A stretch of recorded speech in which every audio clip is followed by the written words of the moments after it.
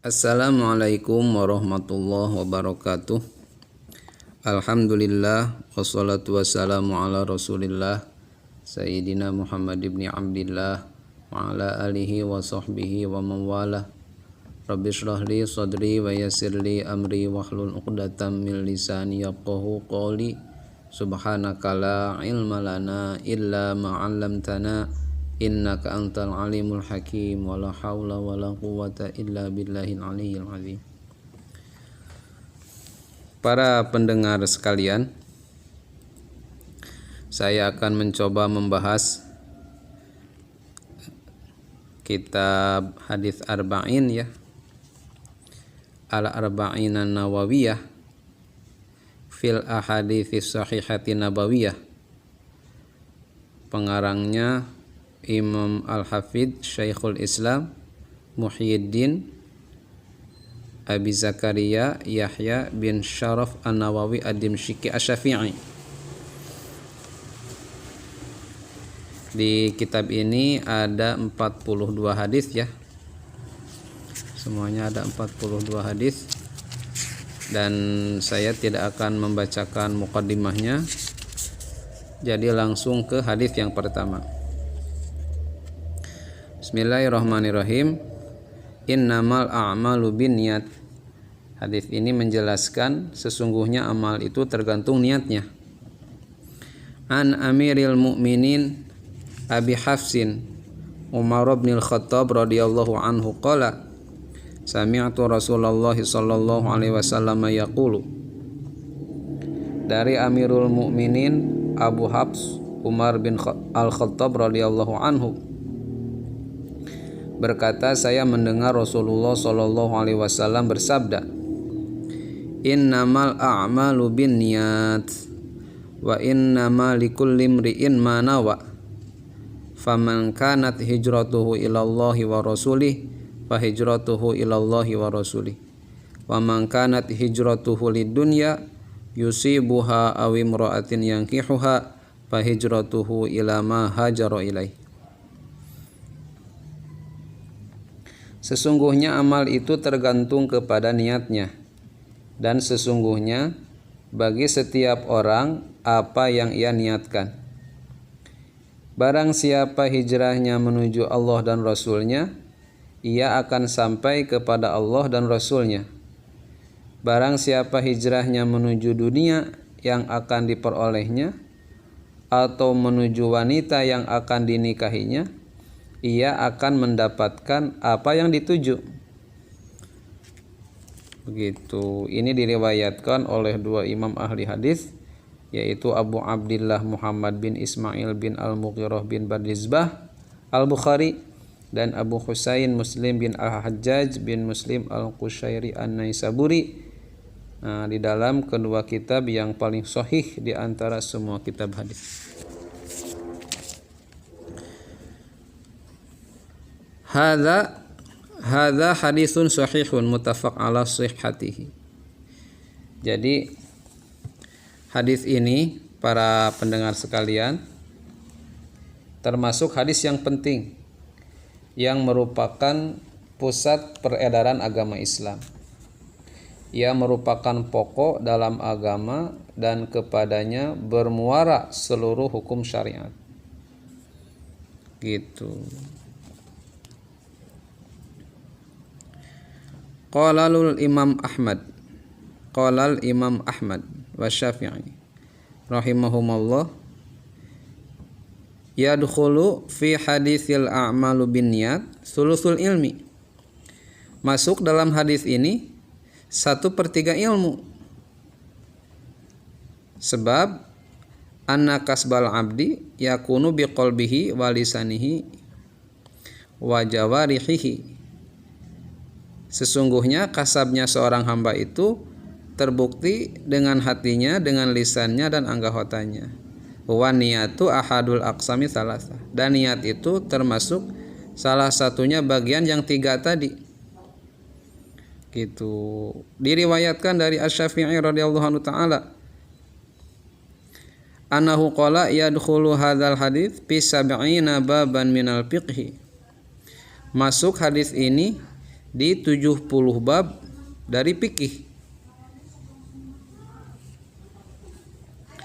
Malah waqala jamaah minal ulama, berkata golongan dari para ulama, hadzal hadis sulusul Islam. Hadis ini adalah 1/3 Islam. Malah wastahabba al ulama, para ulama sangat menganjurkan agar memulai setiap karangan dengan hadis ini.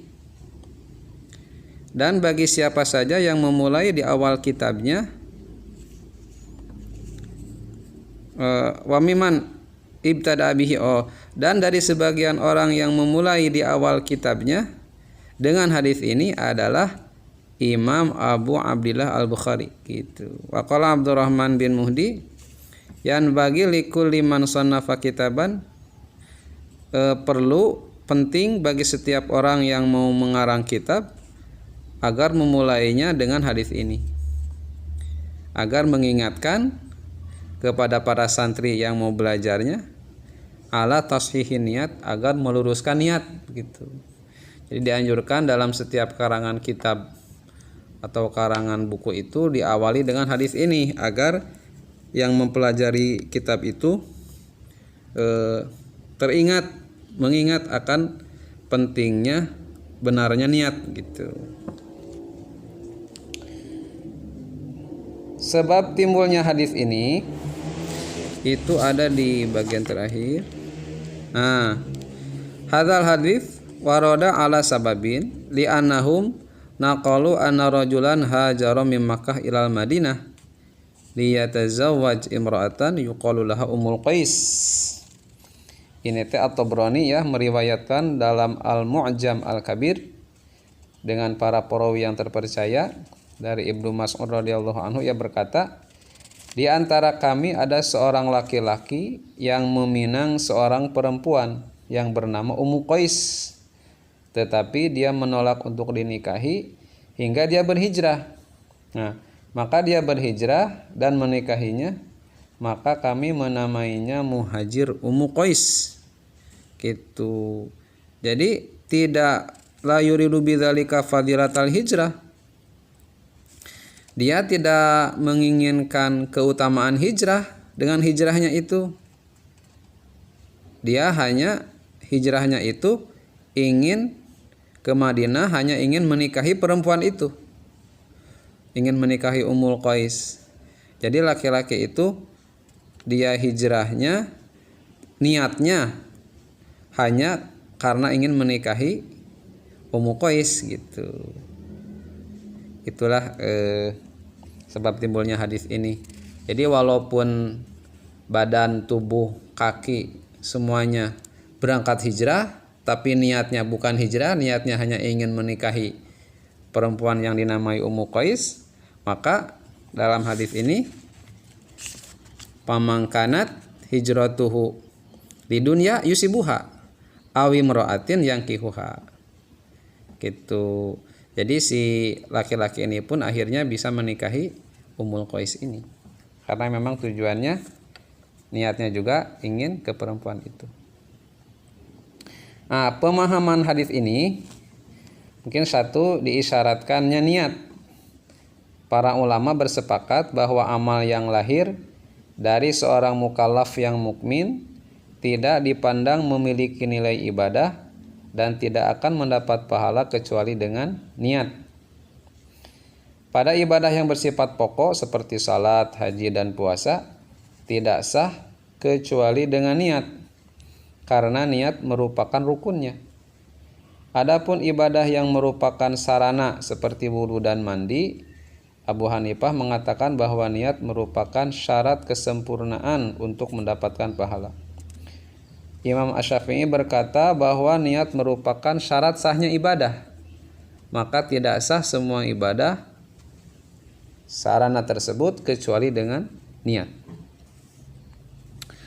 2. Waktu dan tempat niat. Waktu niat adalah pada awal ibadah, seperti takbiratul ihram dalam salat dan ihram dalam haji. Adapun pada ibadah puasa maka cukup mencamkan niat sebelumnya karena sulitnya memantau terbitnya fajar. Tempat niat adalah hati dan tidak perlu diucapkan, tetapi disunnahkan jika hal itu dapat membantu hati dalam menghadirkannya. Terus diisyaratkan menentukan niat untuk membedakan suatu ibadah dari ibadah yang lainnya. Maka tidak cukup meniatkan salat, tetapi harus menentukan niat salat zuhur untuk membedakan dari salat asar dan lain-lain.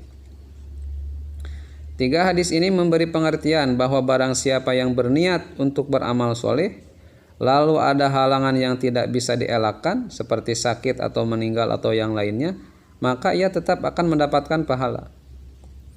Kemudian hadis ini mengajarkan untuk berbuat ikhlas dalam beramal dan ibadah supaya mendapat pahala di akhirat serta taufik dan keberuntungan di dunia.